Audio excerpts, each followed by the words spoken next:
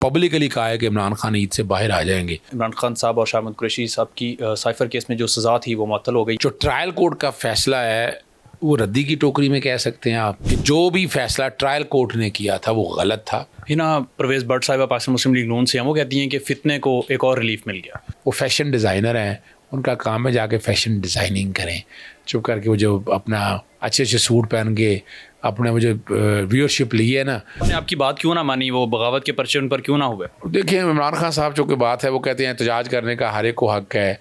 कहा जाता रहा कि इमरान खान साहब इस्टेब्लिशमेंट के सर पे आए हैं, भी RTS बिठाया गया था इमरान खान को हराने के लिए अगस्त 2018 में। बिस्मिल्लाहिर्रहमानिर्रहीम, अस्सलाम वालेकुम नाज़रीन, डिजिटल में खुशामदीद। मैं आसिम इरशाद हूँ। इमरान खान साहब और शाह महमूद कुरैशी साहब की साइफर केस में जो सज़ा थी वो मुअत्तल हो गई है। सीनियर वकील अज़हर सिद्दीक़ साहब हमारे साथ मौजूद हैं, इनसे जानते हैं कि सर कैसे देखते हैं इसको। बहुत शुक्रिया। मुअत्तल नहीं है, एक्विटल कहते हैं इसको, सेट असाइड करना कहते हैं। जो ट्रायल कोर्ट का फैसला है वो रद्दी की टोकरी में कह सकते हैं आप, यानी कि जो भी फैसला ट्रायल कोर्ट ने किया था वो गलत था।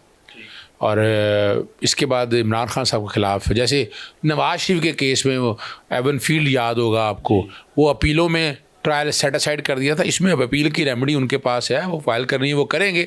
चूँकि FIA उनका अपना चहिता डिपार्टमेंट है, वो अपनी जगह पर मौजूद है। लेकिन पाकिस्तानी तारीख़ में अगर आप स्ट्रगल और सियासी बलूगत में अगर कोई शख्सियत अगर आप आगे देखें कि जिसने सियासत में के रुख तब्दील कर दिए हैं, उसका नाम इमरान खान है। मैं जो कि इन केसेस में मैं डायरेक्टली और इनडायरेक्टली इन्वॉल्व रहा हूँ।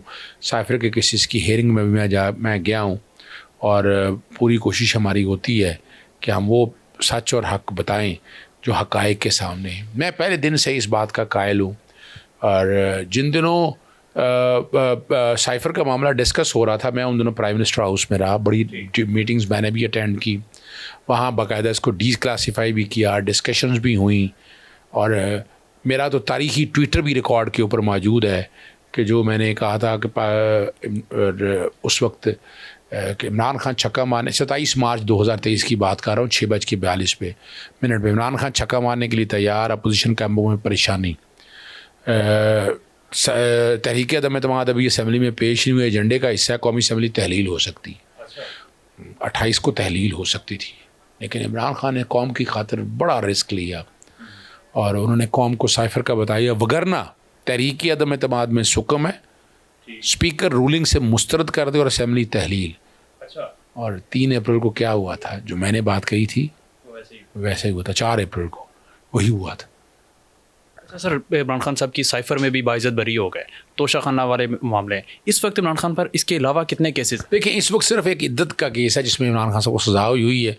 वो 25 जून बड़ी लंबी डेट डाल दी है, वो छोटी डेट डालने की कोशिश करनी चाहिए ताकर वो अब उसकी डेट पे पहुंच सके। मैं तो कहा हुआ है, मैंने पब्लिकली कहा है कि इमरान खान ईद से बाहर आ जाएंगे। साइफर में बरी हो गए, अब इद्दत रह गया। इद्दत वाला कुछ भी नहीं है, सिर्फ बहस होनी है। बहस 1 दिन का, 2 दिन का, 3 दिन का काम है। कि सेशन जज साहब को, जो नए सेशन जज साहब आए थे, उन्हें चाहिए था रोज़ाना की बुनियाद पर सुनते और पाकिस्तान तहरीक इंसाफ से कोई दरखास्तें जाएंगी, यानी बुशरा बीबी साहबा की तरफ से और इमरान खान साहब की तरफ से कि इस वाली अपीलों को बहुत जल्द सुना जाए। 9 मई में इमरान खान साहब की ज़मानतें हैं। हाँ, शाह महमूद कुरैशी पर 9 केसेस ऐसे हैं कि वो उनकी गिरफ़्तारी डाल दी है, उनकी उसमें ज़मानतें होनी है।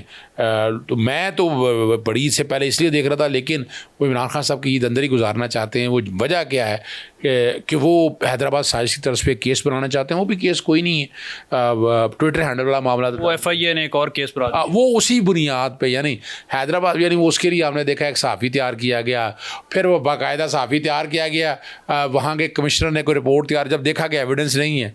अगर सियासी जमात पे पाबंदी अगर लगानी है, इमरान खान पे पाबंदी अगर लगानी है, तो वो मुल्क की सालमियत और वो आपको उस पर बात करनी पड़ेगी, वो लाना पड़ेगा। वो कुछ नहीं था। तो वो ट्विटर हैंडल वाला वो मामला अगर आज आप देखें, क्या है, महमूद रहमान कमीशन रिपोर्ट से पता नहीं क्यों डरते फिर रहे हैं आप। भाई वो उस रिपोर्ट में हक़ाइक़ लिखे हैं, अगर वो रिपोर्ट गलत होती तो उसे देखा ना, उसको मंतकी अंजाम तक पहुंचाना चाहिए था। वो रिपोर्ट आपने क्या किया, आपने छुपा के रख ली। और आज वो इमरान खान ने यही कहा है रिपोर्ट का, जहाँ तक वो तस्वीरें लगना वो अपनी जगह एक मामला है, लेकिन जहाँ तक साइफर की बात तक जो अपना मुद्रमान कमीशन की रिपोर्ट है ना, वो पब्लिक होना वक्त की अहम ज़रूरत। और ख़ास तौर पर अब साइफर के केस के बाद तो बात रहे कि साइफर एक इंटरनेशनल एजेंडा था, ऑपरेशन रजीम चेंज हुआ, मैं उन दिनों मैं देखें, मैं इमरान खान के एक और बड़ा लीडर होने के हवाले से बात बता दूं। मैंने इमरान खान साहब को कहा था कि जितने ये पीपल्स पार्टी लेके आ रही है उनके खिलाफ दहशतगर्दी के पर्चे थे जो पाकिस्तान तहरीक इंसाफ के साथ होते रहे उस वक्त का, यानी यस कि यहाँ ना पहुँचने दिया जाए इनको। और जो वोट ख़रीद के वोट डालने जा रहे थे इनके बगावत के पर्चे दर्ज करें। और मैंने जब वोट ऑफ नो कॉन्फिडेंस वाला था और आर्टिकल उस वक्त मुझे बहस नहीं मैं कर सकता, आर्टिकल 63 में मैंने बहस की थी और मैंने कहा था कि तहरीक अदम अगर पेश करनी है तो आप वजह तो बताएं क्या हो गया, क्या ऐसा हो गया। जब आप मुल्की सालमियत के ख़िलाफ़ बात करेंगे तो फिर तो तहरीक अदम, यहाँ मुल्की सालमियत के ख़िलाफ़ बात हुई थी, तहरीक अदम के ज़रिए इमरान खान को गिराया गया, को मेरिट पे गिराया गया। तो इमरान खान साहब ने आपकी बात क्यों ना मानी, वो बगावत के पर्चे उन पर क्यों ना हुए? देखिए इमरान खान साहब जो कि बात है वो कहते हैं एहतजाज करने का हर एक को हक़ है, उन्होंने कोई किसी लॉन्ग मार्च को नहीं रोका, उन्होंने किसी पे सियासी के पर्चे नहीं बनाए। आप देखें ना तारीखी तौर पर तो सियासी पर्चे होते रहे, इमरान खान भुगत रहे, लेकिन उन्होंने ऐसा कोई काम नहीं किया। ये तो बात रिकॉर्ड के ऊपर मौजूद है और आज भी रिकॉर्ड का हिस्सा है कि इमरान खान एक बड़ा लीडर, मैं इसीलिए कहता हूँ कि उसने ज़ाती ग्रज नहीं खोला, उसने ज़ाती ग्रज नहीं, उसका सबूत है ना। देखिए ना, कहा जाता रहा कि इमरान खान साहब इस्टेब्लिशमेंट के सर पे आए हैं, भी RTS बिठाया गया था इमरान खान को हराने के लिए अगस्त 2018 में। नवंबर 2019 में नवाज शरीफ इस मुल्क से बाहर निकल गए सज़ा याफ्ता, तो डील के बगैर तो नहीं ना गए ना। और इमरान खान ने तो, अब लोग इल्ज़ाम आते हैं आपने क्यों बार भाई उनकी तरफ हमारी तरफ से तो आया था 5 अरब की सिक्योरिटी जमा कराएं, वो तो लाहौर हाई कोर्ट ने 50 रुपये के स्टाम्प पेपर पर भेज दिया। ज़्यादती तो अगर देखा जाए तो वो रिकॉर्ड के ऊपर अवेलेबल है। इमरान खान तारीख़ में मैं याद रखिएगा अपना एक नाम कर गए और इस्तकामत की अलामत रहे ठहरे वो। और उन्होंने जो जिस तरीके से इस फसायत का मुकाबला किया, पाकिस्तान तहरीक इंसाफ पार्टी के तौर पर देखें कितना तशद्दुद हुआ, कितना जुल्म हुआ, कितनी ज़्यादती हुई। अगर आप इन सब चीज़ों को सामने रख के देखें तो आपको अंदाज़ा हो जाएगा कि क्या हालात। हिना परवेज़ भट्ट साहिबा पाकिस्तान मुस्लिम लीग नून से हैं, वो कहती हैं कि फितने को एक और रिलीफ मिल गया। अब वो बेचारी, उनका नाम लेना क्या बंदा अच्छा नहीं लगता।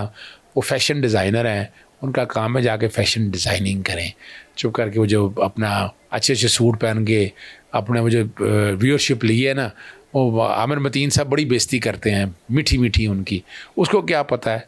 यानी लफ्ज़ फितना जो है ना, ये जो डेफमेशन है एक्ट बनाया ना इन्होंने, आज ज़रा नफाज हो जाता तो सीधी सीधी अंदर होनी थी।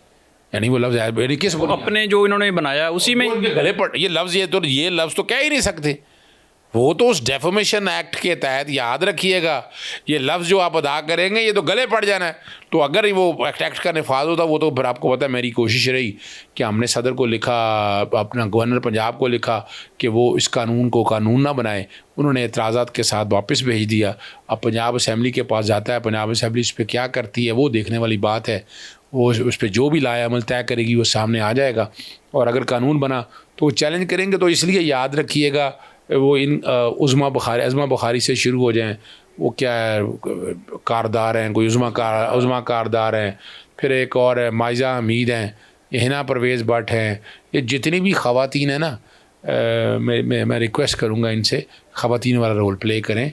आप जो एक सिस्टम बनाया हुआ है ना आपने, वो अच्छा नहीं लगता, वो गली मोहल्ले के लोगों का अच्छा वतीरा नहीं है। आप सियासत पॉजिटिव बात करें, अगर आप बात करेंगे तो लोग सुनेंगे। तो इस तरह का ये भौंडा मजाक जो है ना, ये तरीक़ाकार ये नहीं कबूल होना चाहिए। कब तक बेवकूफ़ बनाते रहेंगे आप लोगों को। अच्छा सर, लास्ट में मुझे बताएं कि कोई कंफर्म बता दें कि इमरान खान साहब कब बाहर आते हुए दिखाई। देखिए अब इन्होंने ईद के बाद की डेट डाल दी है। साइफ़र देखिए, शुक्र अल्हम्दुलिल्लाह मेरी जो पेशन हुई है वो सच साबित हुई। ईद से पहले इमरान खान साहब 1 में तो बरी हो गए। अब साइफ़र की जहाँ तक बात है इद्दत वाले की, अब उसमें मैं गुजारिश करता हूँ कि डेट कोई छोटी पड़े उसमें, वरना वो 25 मई है तो 25 जून है, ईद के बाद के चली गई है।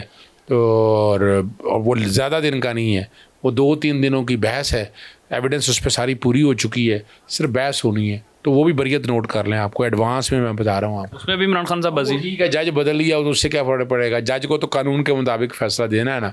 एविडेंस में है कुछ नहीं, रद्दी की टोकरी में फेंकने वाला वो भी केस भी है, वो भी मैं देख रहा हूँ। वो भी बरी हो जाएंगे इंशाअल्लाह बरी हो जाएंगे। मतलब कि मई के आखिर में इमरान खान साहब बाहर होंगे। बिल्कुल बाहर होंगे, याद रखिएगा, याद जून के आखिर में जून के आखिर में इंशाल्लाह। सर बहुत शुक्रिया। अज़हर सिद्दीक़ साहब हमारे साथ मौजूद थे। इमरान खान साहब की साइफ़र केस में बाइज़्ज़त बरी हो गए हैं और ये अज़हर सिद्दीक़ साहब आज पेशन गोई कर रहे हैं कि जून के आखिर में इमरान खान साहब इद्दत केस में भी बरी हो जाएंगे। अब तक के लिए इतनी, अपना बहुत सारा ख्याल रखिएगा। मुझे दीजिएगा इजाज़त। अल्लाह ने